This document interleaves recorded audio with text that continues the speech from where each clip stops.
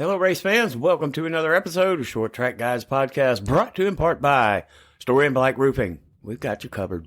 Metal, slate, tile, asphalt, shingle, it's all there. We're locals you can trust.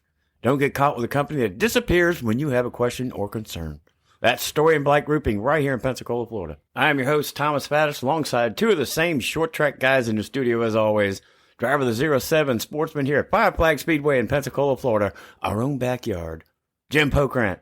And Ted Baber of Ted Baber Video Productions. What's up, guys? Greetings this evening. Well, what's happening? Yeah. Another evening. Oh, man, big weekend this past weekend, and we've got a big story that's tied into that right here in our backyard at Five Flag Speedway. Yeah, great weekend of racing. I mean, you had some controversy in the sportsman division. That was very interesting. We went out and run like fifth in our heat race, and I was just kind of hanging around in the feature, just, learning the car. I made major wholesale changes to this thing, and we still don't have it where I want it, but we're going to get there. And we had a caution for a lap car getting turned by the leader. And next thing I know, the two cars on the front row are beating on each other so hard, one of them actually come off the ground. I thought he was going to flip over. Then we finally go back to green, and the leader checks up. I run to the back of the car in front of me. We do a little damage to him, and then we go off into turn 3, and James Patrick just sent Maddox Langham in the fence head first. I was like, whoa. And we come around, then there's some fighting that happened in the pits, just Saturday night special.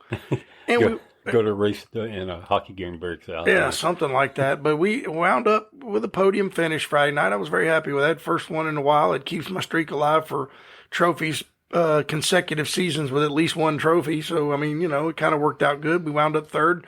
Drove the thing on the trailer with just one dinged fender, so I can't complain after what I did to the 19 car. I apologize to Daryl McDonald and McDonald Muffler.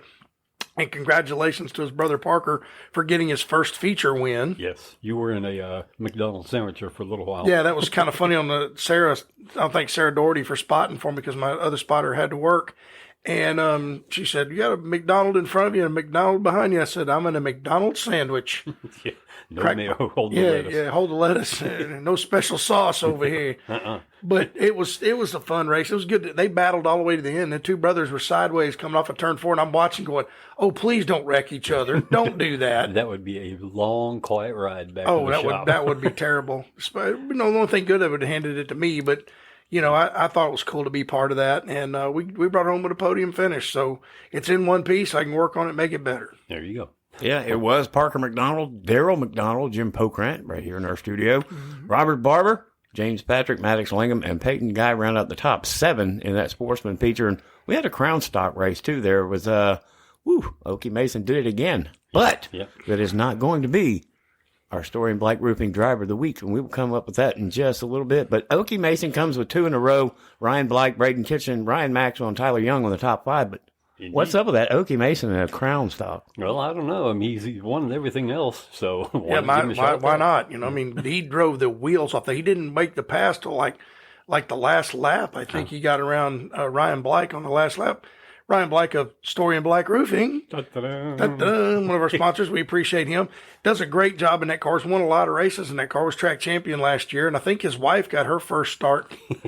So that was pretty cool to see the family out there racing against one another. Of course, it's going to be bad when she beats him because he's not going to be very happy about it. And he had to pass her to get that finishing position, too. So another interesting ride home. Well, I don't think she's upset about it. It's her first time out there. She's, doing pretty good, And still had mufflers on the car because I could barely hear it going by. It's like, there's several of them like that. It's like, dude, take the mufflers off. It's loud. It's a race car. Make noise. Rum, noise. We want to hear it. Put the wooden cam in it. The wooden cam, that's right. But I tell you what, man, Okie drove the wheels off that 48 car. That was pretty awesome to see him get another win, and so that's pretty cool. That was a buttload of cars in that class, too. I'm telling you, it's a huge class. And they're talking about it even developing bigger. I'm going, how? Yeah. Yeah, it looks like there are 21 cars. Hayden Jackson out of Pace, Florida did not start. 20 cars, and it's growing leaps and bounds with new drivers and different drivers, not just new, but different drivers, is making for a kind of a versatile class. Oh, yeah. I love to see the excitement and everything getting together with that class. It's growing all over the place every time we turn around. Yep, it's getting bigger and bigger, and it's growing across the country. Absolutely. That's a class that's why I want one, because you can take it from here. You can run it Winchester. Yeah. On the high banks of Winchester, Indiana. You know how cool it would be to go up there with a big old crown stock? And I love what Bubba said about them. You just drive the out of them every lap. You don't worry about saving tires. You don't worry about anything. You're just let them drag the floorboard and let it eat. Yeah, stand on it and turn left. That's right. I think that would be fun. Now, they got to get some of the officiating under control with them, with some of the cheating, which is what Bubba got tossed for, which is too big of a throttle body. Yep. But they can fix all that if they would just police them and get somebody out there to check the computers and things like that. Or better yet, get a box of computers and hand them out at the beginning of the night. This one's yours, because it's plug and play with those cars. Oh. So you could do that. It'd make it a little bit more level and a little bit more. I mean, admittedly, it's fun to watch the fast guys cutting through traffic, but it can also be a little dangerous. You can get somebody out there for the first or second time not really familiar with the rules of the road and take somebody out. But, that's when during the driver's meeting, they should pull everybody to the side that's a rookie. And if you raced before, no, we're going to talk to you a minute. This is what this is. This is what that is. Just to give him, not that you're stupid, but we're trying to help you not wreck your car in the first race. Right. So, Yeah, it's always helpful. yeah, I think so. Well, the Sportsman in the book, Crown Stock's in the book. We have the Outlaw feature out there with Carter Taylor from Lucedale, Mississippi. In that 923 car, I think he finally broke through. Yep. I've seen him up front, running up front with those guys up there, but he finally broke through and took the win over Logan Boyette, Cameron Henderson, Hunter Lambert, and Bubba Winslow round up the top 5 in that Outlaw feature. And congratulations, Carter Taylor. I know that was probably a long time coming. Yeah, probably was. Well, and that class wasn't without just a little bit of controversy itself. There was some stuff, but I'm going to tell you something. I sat at the banquet with Carter Taylor and his dad. Great people. Yeah. Great people. But they tell you to get up there and line up for qualifying. They give you a certain amount of time. When the time's up, you're done. And everybody fiddle-farted around and just goofed off. And then when they cut it off, everybody wanted to scream and yell. Bubba Winslow didn't get to qualify. Logan Boyette, I think only, 3 cars took time? Yes. Yeah. That was it. And so, it was short. I've gotten screwed, but we told them we were coming and they cut it off on us. But that's different. When they tell you to line, they kept telling them, line up. Come on, Outlaws, let's go. And they, okay, well, you're not going to get qualified. And Logan Boyette was screaming like a banshee, boy. He was raising king. And Bubba said, we're going to load up and go home. Well, one of the cars said, I'll load up. Everybody else said, no, we're going to race. So it was kind of look, you can't continue to let people do this, because once you give in to these people and keep letting them lag, because nobody wants to go out first. No. They want to go out second or third or fourth or fifth or whatever. Sorry, if you're going to do it that way, you need to draw for positions and you need to be in line for that position. Yeah. Or, like I said, there's a time limit. When that time limit shuts off, guess what? You're not qualifying, and you cannot race hell about it if you knew you were supposed to be there at a certain time. Prolates were all lined up for their qualifying on the backstretch. They didn't have a problem, and and we were lined up for our heat races when we were supposed to. Right. So, it's just a matter of like I said, it was crazy because there was where I pit, you could hear them down there yelling at the officials. It was kind of rough. Well, sorry. Yeah. But you knew it was coming. It was announced several times. If you don't have somebody monitoring the PA system saying, hey, we got to go, and you go, then, But they give you a time to be in line. Right. Okay, we're going qualifying at 5:30. That doesn't mean 5:45 come lollygagging your butt over there. It means at 5:30 you need to be in the car and move in that direction. Right. So I hate it for them, but a lot of them said, well, Bubba Winslow was blocking pit road, checking his tire pressures. Okay, we'll go around him. Well, we couldn't. Okay, well, then go yell at Bubba Winslow. Yeah. Don't yell at the track officials, because if he was holding y'all up and caused the problem, then it's Bubba Winslow's problem. And I love Bubba Winslow a lot. He's a great guy. Great guy. But, dude, you can't, you just got to take it, And he ran good. He got in the top 5. But, you're not running for a championship, so what are you screaming about? I don't know. Logan Boyette was the loudest. Oh, my God. Yeah, well, that was rough.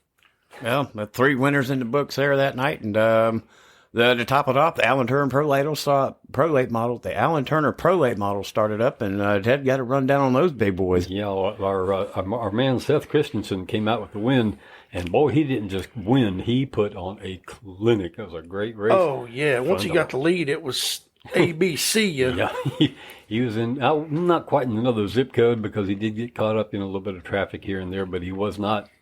Nobody had nothing for him. They couldn't get within 3 car lengths of him. But I really appreciated second place. Worked hard every week trying to get here.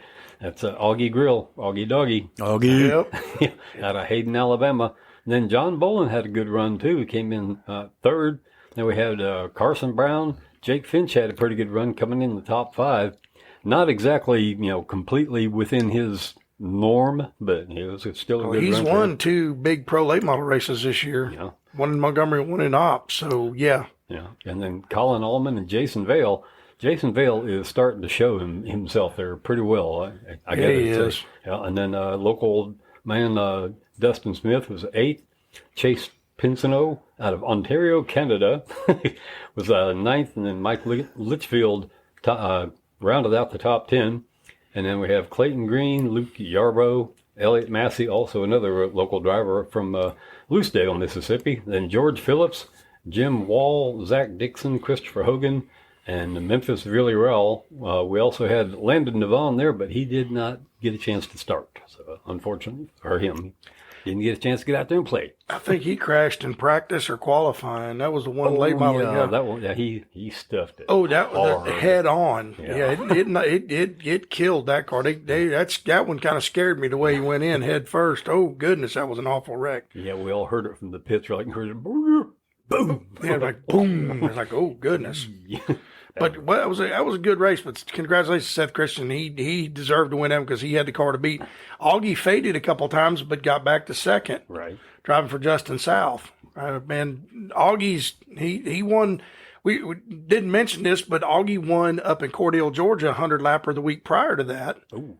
There was a pro late model race up in Cordele, and Augie won that one. So Augie's doing pretty good in pros this year.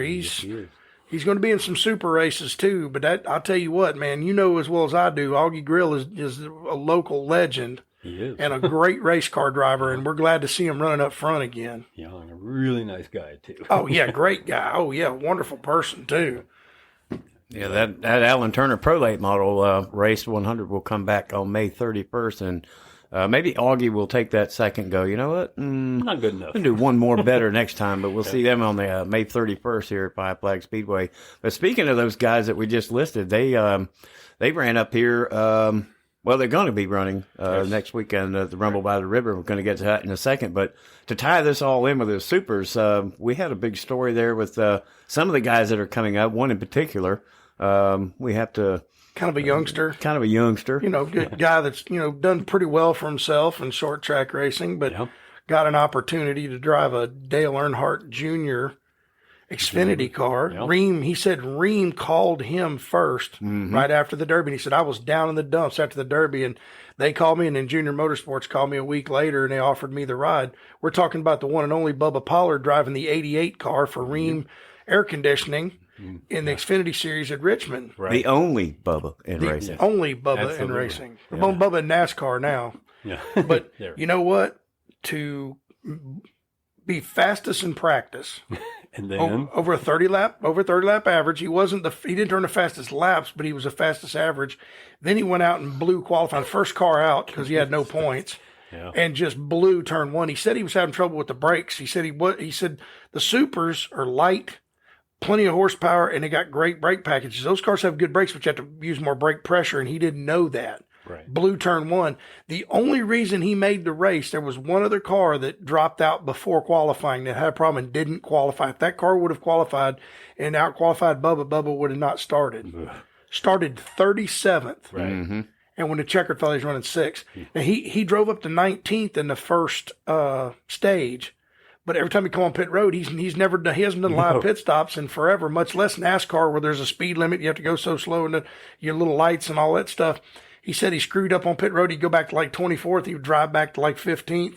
And the last run, they decided to put on 4 tires, and they told him just go. Right. He just flipped that switch, and off he went. Oh, dude, he was passing, Seth Van Ginsbergen. Yeah.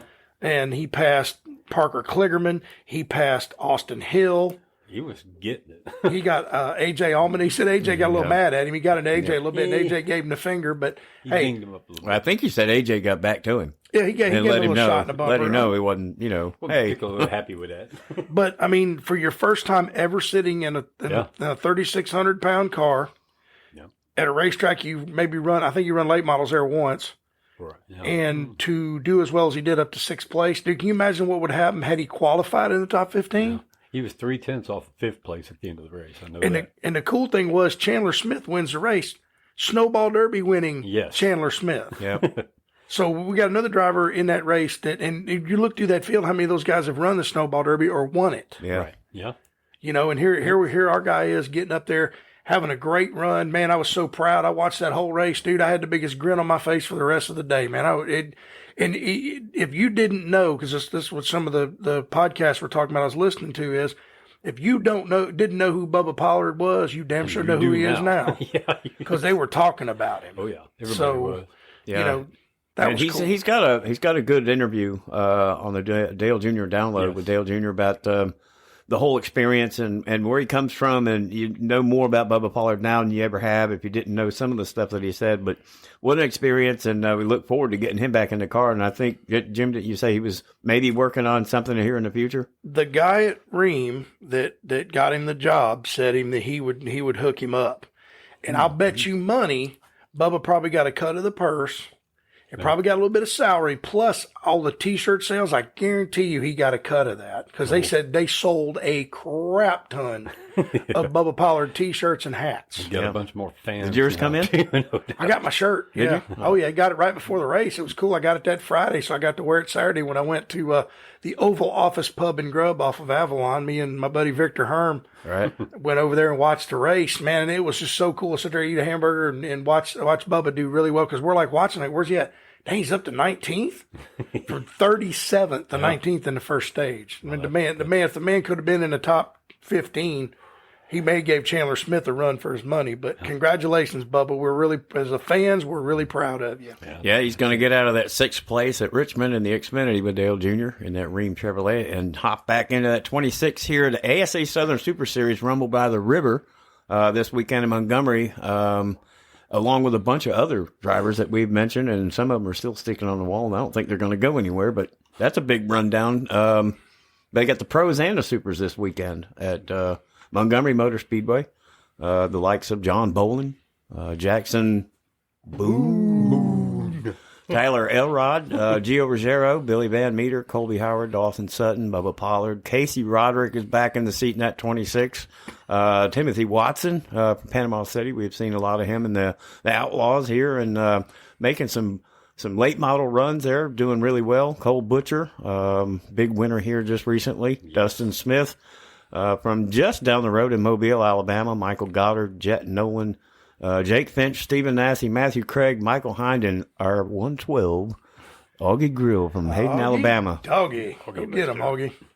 Yeah, that's going to be a big event this weekend, and that all ties together with the ASA and the Show Me the Money series and Pro Late Models. A lot of these guys are just, I can imagine a lot of them are enemies.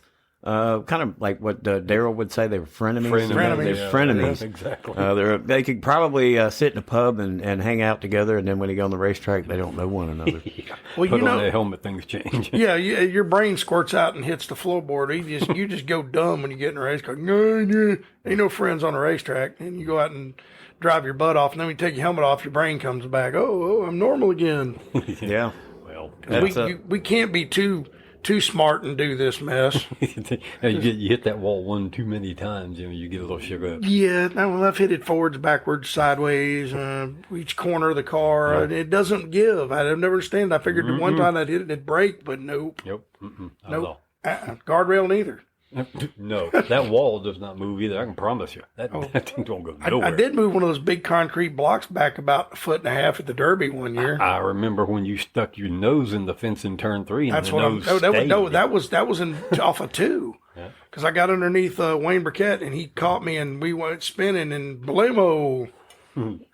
I'm talking about when you left your nose piece in the guardrail. It was in turn. It was in turn. This was in 3. I'm telling you. No, it was in turn 2 because it stuck. That was the Derby that year I stuck it in the fence. I had the Buick.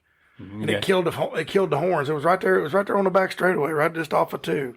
Because I got under Wayne, and he reached for the fan switch, and he turned the car off. And when he did, he looked down. The car turned left and caught me in the right front, and into the guardrail I went. So interesting, but yeah. But that's going to be a great race this weekend. I just, would love to go up there. I don't know. I may be in Mobile helping. I may be in Mobile racing. You just never know with me. Nope. Well, we can move from Pensacola to Montgomery. We go to Bristol, the short track U.S. Nationals, the last lap unofficial result of the CRA Street Stock Series. And some of these names have been thrown around. Some of them you might not know of, but a lot of them have completed 40 laps at Bristol. And anytime you take a bicycle, tricycle, go-kart, even roller skates at Bristol, you've got to be, you got to have that chills walking and going through the tunnel. And then the greatest Coliseum, or the last Coliseum. The last great Coliseum. Austin Menard lasted the field with that 29 car, about 40 laps out front over Chuck Barnes Jr., Jeff Lane, Brett Hudson, Heath Helton, Dalton Connor, Chuck Barnes Sr., Andrew Teepee, and Brian Bayer and Jeff Smith rounded out the top 10 in that CRA Street Stock Series. And, man, if you watch some highlights of that, every one of those cars look really, really nice. Beautiful cars. Yeah, they had very expensive bodies. Those guys don't run off-the-shelf bodies like we run. They custom build everything. There's a guy named Cliff Goumond. He lives up in North Carolina. He builds a lot of bodies for these guys. Let me tell you something. His things are a thing of beauty. Yeah, they are art. No doubt.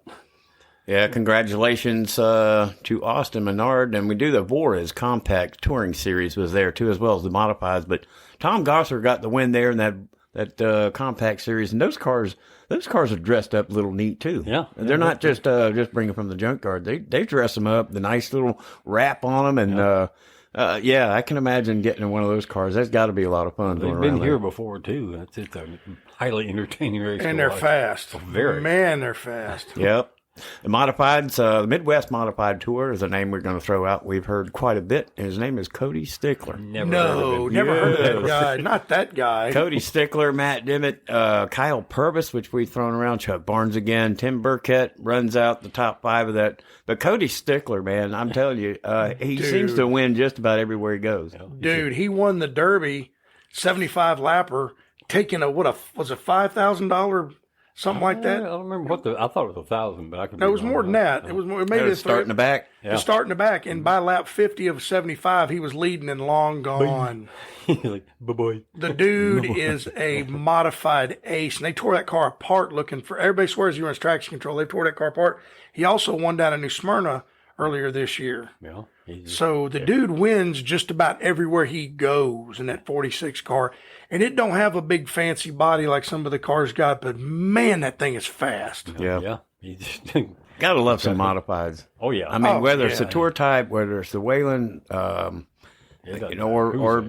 just the Smart Mods, any of Smart those Mods. guys. Yeah, I just love Modified. I don't know why. I just do. Well, because that's, believe it or not, that's NASCAR's first touring series was the Modifieds. Yeah. They'd take them old coupes, take the front fenders off of them, and go after it. Yep. Just don't touch the wheels. Yep. Please. You'll get airborne. Well, that's what happened a lot when he brought the IMCA Modifieds around here, IMCA type cars. Guys wrecked all the time because they're used to having fenders, and they ain't got no fenders or nothing out there to catch, and they hit and then whoop right over the top and crash. Yeah. Flip it over. Yep. But Well, we're going to leave the Great Coliseum, or the last Coliseum. It's just a Coliseum for me. It's Coliseum. And we'll move west to Hickory. The Cars Tour, Tough Shed 250 at Hickory results, the late model stock cars. A name we just mentioned recently. I think he did some stints at the 24 hours of the Rolex, one of the races. He races IMSA. Yep. Connor Zillich brings home the win in late model stocks over Brendan Queen, Chad McGumby, Connor Hall, and Minnie Terrell. The top 5 there with a bunch of other names back there. Trayton Lapsevich finished top 10. He was here at the Derby week, but that late model stock car tour is another tour that's growing too. And Junior's going to be involved with Caden Quapple, I think, in the 88. But Junior's going to go to going to put the Sundrop 3 Cars Tour late model race this weekend and get back at it behind the wheel. So speaking of other first-time runs in an Xfinity car at Martinsville, Carson Quapple run fourth in the 88 car that Junior drove at Richmond. So, Junior's got a little magic in his drivers, but Caden Quapple got a top 5 finish in his Xfinity debut. So, Junior Motorsports got it going on. They own part of the Cars Tour. They got some of the top Cars Tour teams, and he's doing really well with his Xfinity setup. So, hey, thanks, Junior, for letting Bubba and guys like Carson and Caden Quapple drive your equipment. Yeah, because it puts them out front. Gives them a shot. Unlike writing checks, these guys are earning their way. That's what I love about it. Yeah, you're using your talent to get where you're going, not grandma and grandpa's money. Yeah, exactly. Speaking of making money for a living, not only the late models, in dirt, and then the sprint car series and all that with the NASCAR Whelen Modified Tour, like we were just talking about, the ground pounders up there, the Icebreaker 150 at Thompson Speedway Motorsports Park, a little bit north from Hickory, North Carolina. But Ron Silk, Jake Johnson, Patrick Emmerling, Justin Bonsignor, and Tyler Repkema, the top 5 there. And we have a name that we have come synonymous with in this studio is Matt Hirschman. Uncharacteristic 9th place finish there in that 150. That wow. Yeah, very. What happened, Matt? Yeah. And then he got moved a couple of weeks ago by a kid. Because in lap traffic, Matt Hirschman got bumped out of the way. He said, "See you, buddy. See you later." Maybe he's lost his edge. Maybe he had an edge last couple of years, and he's kind of lost. Everybody's figured out what he's doing. Well, I can tell you that someone's not lost their edge, Ron Silk. So congratulations on that Whelen Modified Tour, Ron Silk. There'll be many more, and Matt Hirschman, I'm sure he'll grab a hold of it and get back up there at the top. But just before we get into our Story Bleich Crown Vic Driver of the Week, we're going to go to Washington. The Apple Cup started the 2024 Northwest Super Late Model Series opener at Tri-City Raceway. A 67-year-old Garrett Evans takes the win over quite a few of the guys that we have mentioned around here in the studio, which is not unfamiliar. Garrett Evans coming away with the win. Casey Klein, Cole Raz, Kyle Tellstrom, and B.J. Tidrick, the top 5 out there at the Apple Cup in Washington. And we don't venture off too often, but we do. They're usually big races. Oh, yeah. Oh, yeah. The Apple Cup is a traditional race like the Derby in their neck of the woods. Garrett Evans is a living legend, dude. He's won Winston West races. He's won, K&N races. He's won late model races. The dude is just a living legend. He's run the Snowball Derby a few times. So... Yeah, and we bring up youth and experience. I think that would take experience to the cake. I think so. Yeah, at 67 years old, still being able to win, dude, that's just, especially over the youngster like Cole Raz, who just recently won a big late model race out that way. The dude and qualified for the Derby of his first time here, which is a feat that you don't see very often. Yeah. If you're trying to catch up with Red Farmer, maybe. It'd be a while before that. It'd be a little bit, but... You got a ways to go. Yep, that's his 6th win in the Apple Cup, too, just to open up this season. So look out. I mean, a lot of times you get up there and win a big race like that, you got momentum built up, and, boy, you could rattle off several in a row. You never know. You could. So congratulations to Garrett Evans. And before we sign up, we do want to do and bring up our Story Bleich Roofing Crown Vic, Crown Stock Driver of the Week. We did last week was Okie Mason. This week we don't know a little bit. We know so much about him, but his name is Braden Kitchen. Yeah, that young man's been racing a long time. He comes from a lineage of racers. Yes, the Kitchen family has raced at Five Flags forever. Oh, yes. But he's a good young man. He started on dirt, won several races on dirt, and I guess he decided to move into the Crown Vic class like a lot of people have, and he's doing very well. He's running up front. Well, so we're glad to see that. In the X car. In the X car, yeah. Yes, did very well, has been doing well in the last season or so. Gotten in the car. He's got 2 features now and 2 top 5s and 2 top 10s. So Braden Kitchen, our Story Bleich Roofing Crown Stock Driver of the Week in the X car. That fancy little red X that goes around. That's cool. Yep. Braden Kitchen, congratulations on a job well done, and look forward to more of that speaking throughout the season. So hopefully you get it done and break through and get that victory and put that checker flag in victory lane. While we're sending out congratulations, why don't we send some out to Michael House at the Nashville? He had quite the adventure winning that race over there. It's a late race pass over Dawson Sutton to win that. And he's only like a second and a half out front when it was all over with. The last of the, let's run down that just real quick. Benny Hamlet, Tyler Doolage, Corey Duser, Michael Bolden, Chase Johnson, Boston Oliver, Chad Willis, John Bradley, Jackson Boone again. Yes, sir. Hunter Wright, Austin Wilson, Daniel Bolden, and Davey Coble.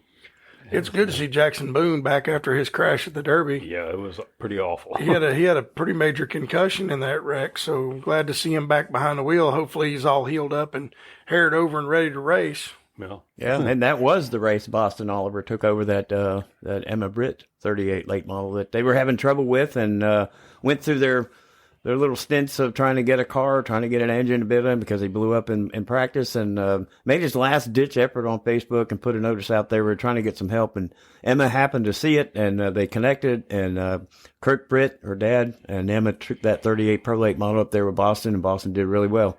all right. Yep, good deal. Well, I would like to give a shout out. Got an email this week from Gates Motorsports, a young man by the name of Hunter Gates. He stumbled across our podcast and said that he really enjoys listening to us. He is an active duty in the United States Army. Thank you for your service, sir. We appreciate you.